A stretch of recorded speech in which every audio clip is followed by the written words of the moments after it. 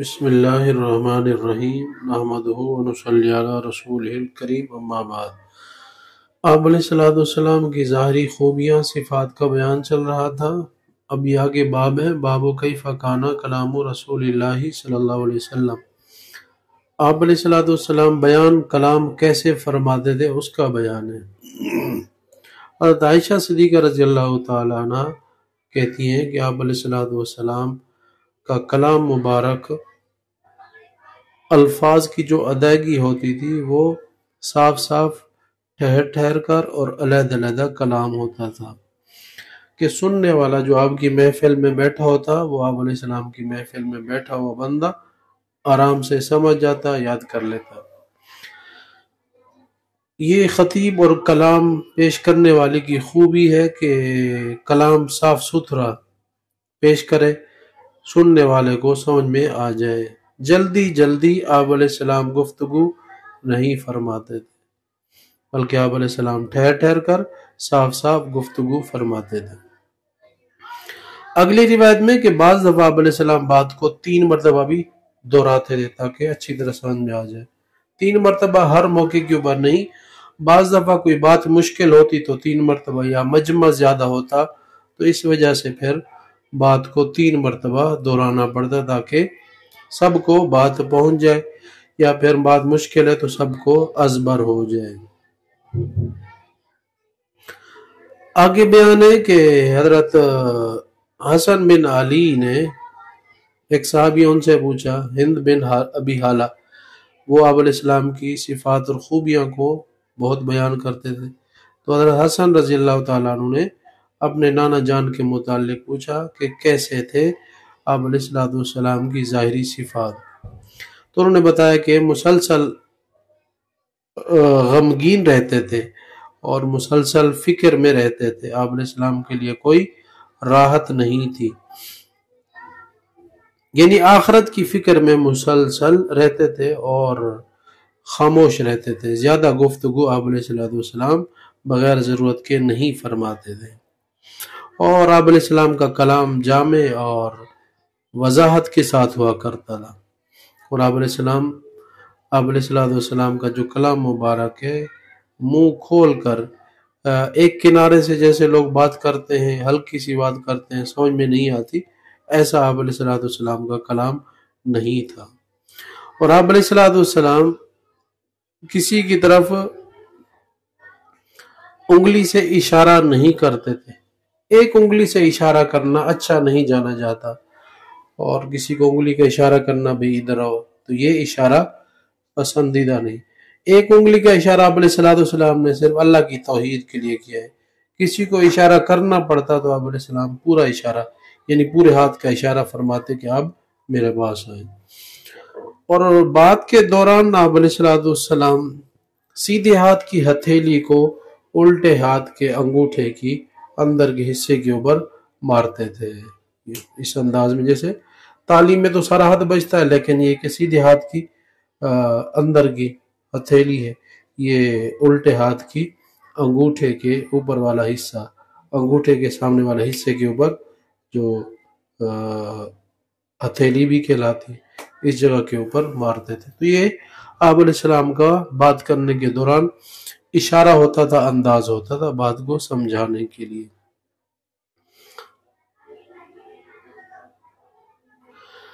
اور آپ علیہ السلام کو جب کوئی دیکھتا تو آپ علیہ السلام اس کو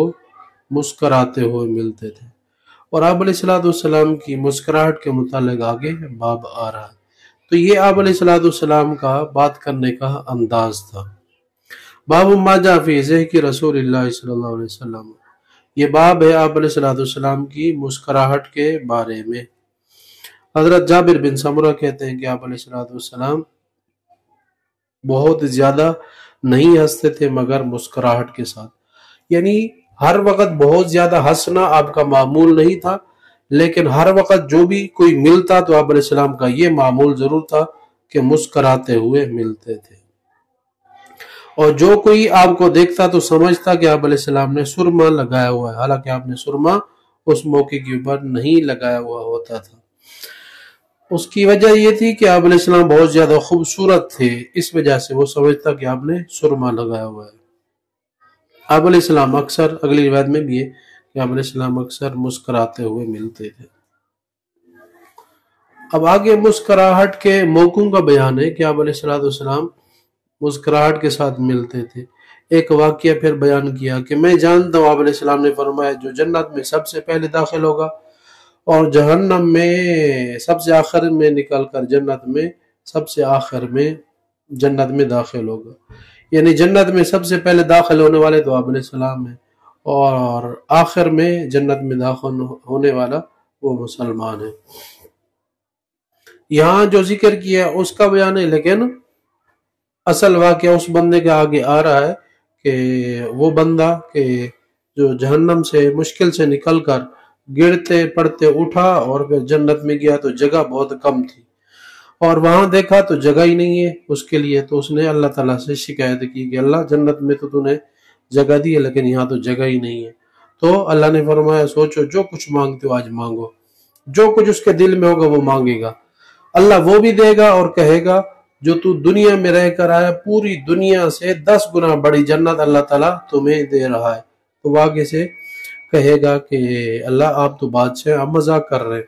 تو اللہ اس پر مسکرائے گا، اور آپ علیہ السلام اس بات پر مسکرائے ہیں۔ مسکرانے کی جو وجہ تھی آپ علیہ السلام کی کہ دیکھو اس کو پہلے اتنا گناہ گار ہے اور اب یہاں جو ہے ہنس رہا ہے، اور آپ اللہ تعالیٰ سے جو ہے جرأت کے ساتھ بات کر رہا ہے، اتنے بڑے گناہ کر کے، اور اس کے بعد بھی اللہ تعالیٰ سے کہہ رہا ہے کہ آپ مذاق کر رہے ہیں۔ یہ ڈر ہے کہ اللہ تعالیٰ سے گویا کہ بے تکلف ہو گیا ہے۔ تو اللہ بھی مسکرائے اس کے اس انداز پر، آپ علیہ السلام بھی مسکرائے ہیں، اور راوی کو بھی چاہیے کہ وہ مسکرائے۔ سمجھ میں ایمان؟ تو آپ بھی مسکرا لیں تھوڑا سا۔ تو یہ آپ علیہ السلام کی مسکراہٹ کا یہ انداز ہے، یہاں تک کہ آپ علیہ السلام اس موقع کے اوپر مسکرائے، اور سامنے کے دانت مبارک آپ علیہ السلام کے اکثر مسکراہٹ میں نظر آ جاتے تھے، یا پھر سامنے کے دانت کے ساتھ ساتھ دانت کے جو نوکیلے سائڈوں میں دانت ہے وہ آپ علیہ السلام کے نظر آتے تھے۔ اکثر یہ معمول تھا، بہت زیادہ ہنسنا اس میں نہیں ہے۔ آگے حضرت علی رضی اللہ تعالیٰ عنہ کا واقعہ ہے کہ حضرت علی رضی اللہ تعالیٰ عنہ کے لیے سواری لائی گئی، تو جب وہ سواری کے اوپر بیٹھنے لگے، رکاب کو، سواری کی لگام کو پکڑا تو فرمایا بسم اللہ، پھر اس کے بعد جب اس سواری کے اوپر بیٹھ گئے، سیٹ کے اوپر بیٹھ گئے تو فرمایا الحمدللہ، اس کے بعد پھر دعا مسنون جو مشہور ہے وہ پڑھی، سبحان الذی سخر لنا ھذا وما كنا له مقرنین وانا الی ربنا لمنقلبون، کہ وہ پاک ذات کے جس نے ہمارے لیے سواری کو تابع کر دیا اور ہم اس کو کنٹرول کرنے والے نہیں تھے، اور یہ تو دنیا کی سواریاں ہیں،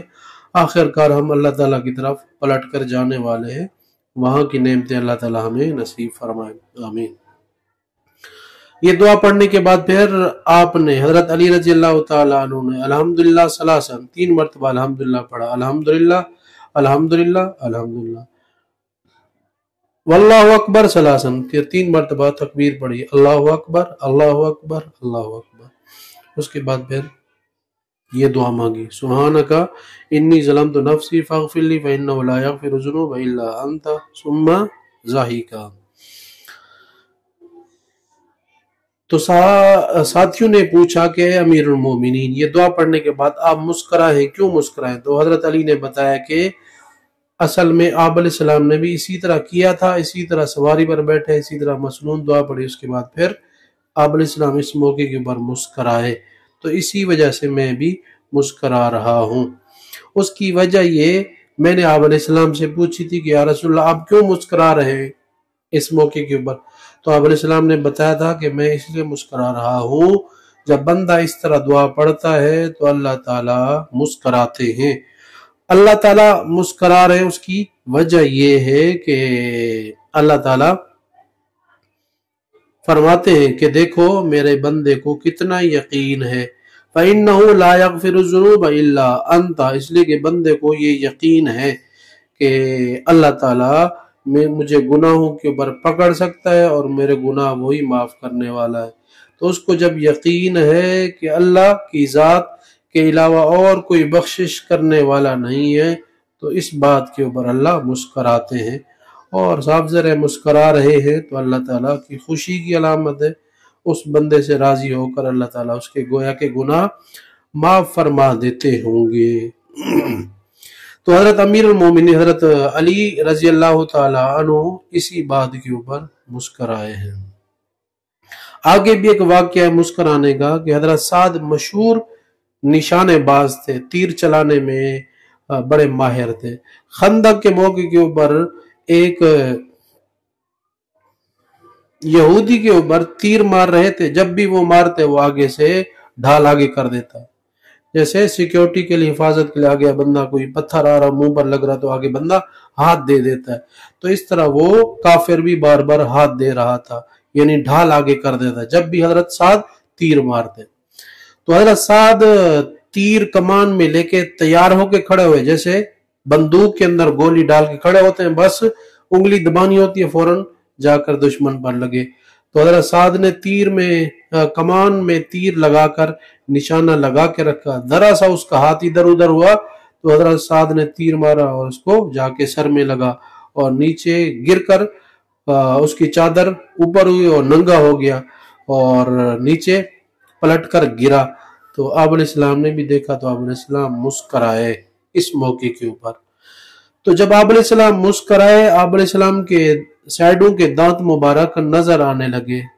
قال قلت من ای شیء ضاحک، راوی کہتے ہیں کہ آپ علیہ السلام کے ہنسنے کی وجہ میں نے پوچھی اپنے استاد سے، تو انہوں نے بتایا کہ آپ علیہ السلام جو ہنسے ہیں، مسکرانے کی وجہ یہ نہیں ہے کہ اس کی چادر سائیڈ میں ہوئی اور وہ کافر گرا ہے